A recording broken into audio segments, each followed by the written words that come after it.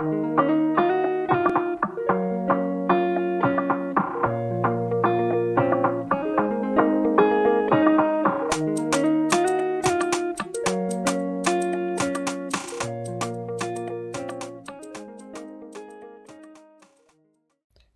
now God's message to humanity.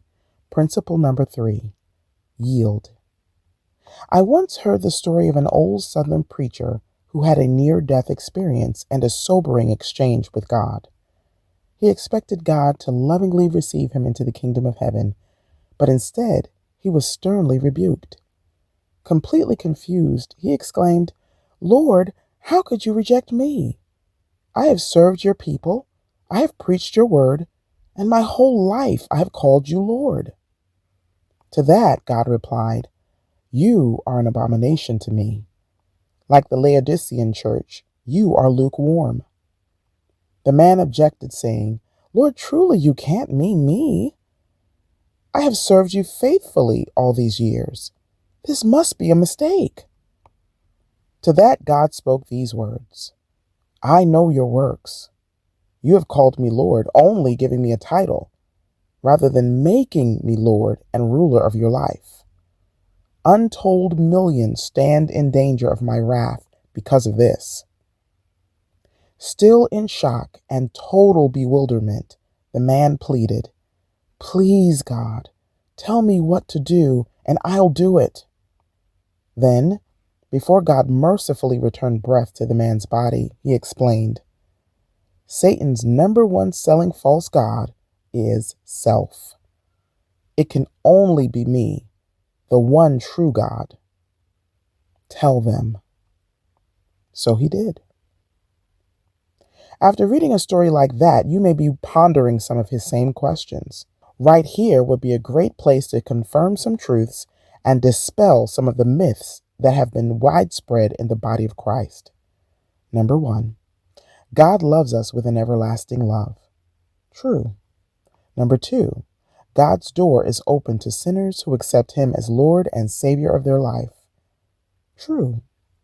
Number 3, you can never sin and repent more than God is able to forgive and recover. True.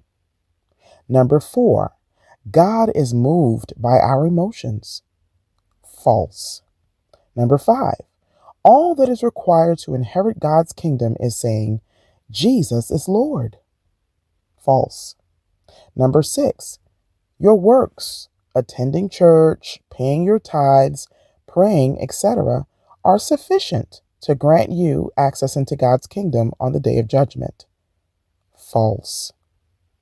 In order to live a yielded life that befits one being granted access into heaven, here are some foundational truths that should always be remembered.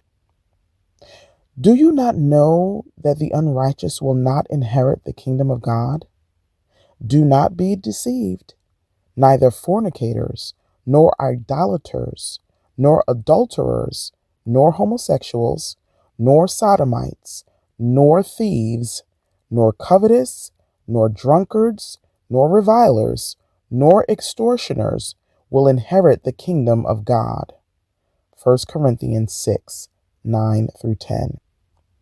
Not everyone who says to me, "Lord, Lord," shall enter the kingdom of heaven, but he who does the will of my Father in heaven. Many will say to me in that day, "Lord, Lord, have we not done many wonders in your name?" And then I will declare to them, "I never knew you. Depart from me." Matthew 7, verses 21 to 23. Whoa, that was deep. What are your thoughts on the old Southern preacher's story? Comment below. Want to go deeper? Pre-order Produce Now God's Message to Humanity today. The link is in the description.